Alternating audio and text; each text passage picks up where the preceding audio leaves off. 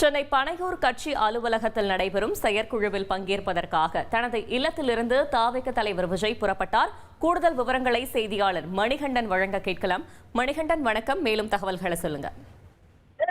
வணக்கம். தேர்தல் ஆணைய விதிமுறைகளின்படி ஒரு பதிவு செய்யப்பட்ட கட்சி ஆண்டுக்கு 2 முறை செயற்குழுவும் ஆண்டுக்கு 1 முறை பொதுக்குழுவும் கூட்ட வேண்டும் என்பது விதி.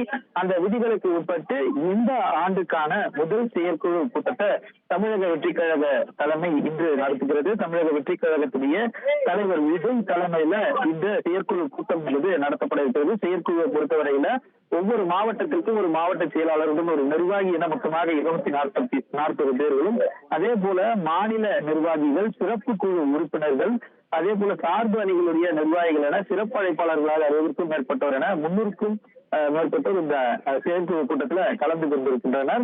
முக்கிய தீர்மானங்கள் 15க்கும் மேற்பட்ட முக்கிய தீர்மானங்கள் இந்த கூட்டத்துல நிறைவேற்றப்பட இருப்பதாக தெரிவிக்கப்பட்டிருக்கிறது. அது மட்டுமல்லாமல் சட்டமன்ற தேர்தலையொட்டி சட்டமன்ற தேர்தலுக்கான பணிகளை ஒவ்வொரு அரசியல் கட்சிகளுமே முன்னெடுத்திருக்கக்கூடிய நிலையில தமிழக வெற்றிக் கழகத்தை பொறுத்தவரையில சட்டமன்ற தேர்தலுக்கான பணிகளை விரைவுபடுத்தியிருக்கின்றனர். அந்த அளவுல தான் இந்த செயற்குழு கூட்டமும் ஒன்றாக இருக்கிறது. அடுத்த கட்டமாக மக்கள் சந்திப்புகள், கட்சியுடைய மேம்பாட்டு பணிகள் உள்ளிட்டவை குறித்து விரிவாக ஆலோசிக்க இந்த செயற்குழு என்பது கூட்டப்பட இருக்கிறது. இந்த கூட்டத்துல கட்சியுடைய தலைவர் உரையாற்ற இருக்கிறார். அந்த உரையில மிக முக்கிய தகவல்களை தெரிவித்திருக்கிறார்.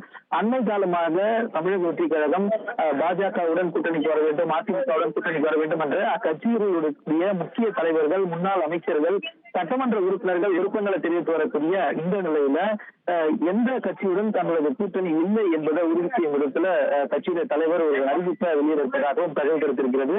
அது மட்டுமல்லாமல் நிர்வாகிகளை நேரடியாக சந்திக்கக்கூடிய சுற்றுப்பயண விவரம் குறித்த அறிவிப்பும், இதே போல அந்த அறிவிப்பு, அந்த விவரங்களை எந்த அளவுக்கு மக்களிடையே கொண்டு செல்ல வேண்டும், கட்சியுடைய கொள்கைகளை பொதுமக்களுக்கும் நிர்வாகிகளுக்கும் உரிய முறையில தெரிவிக்க வேண்டும் என்பதற்காக கிராமங்கள் தோறும் மண்டல வாரியாக, மாவட்ட வாரியாக, தொகுதி வாரியாக பொதுக்கூட்டங்கள், அதே போல தமிழகத்தை கட்சி அளவுல 10 மண்டலங்களாக பிரித்து மண்டல மாநாட்டுகளை பொதுக்கூட்ட அளவுல நடத்துவதற்கும் தமிழக வெற்றிக் கழகம் தயாராகி வருகிறது. இவ்வாறான ஒரு முக்கியமான அரசியல் சூழல்ல தமிழக வெற்றிக் கழகத்துடைய செயற்குழு என்பது கூட இருக்கிறது. இதற்காக ஸ்ரீலங்காவில் இருக்கக்கூடிய அவரது இல்லத்திலிருந்து புறப்பட்டு தற்போது பனையூரில் இருக்கக்கூடிய கட்சி தலைமை அலுவலகத்திற்கு கட்சியுடைய தலைவர் விரைந்திருக்கிறார்.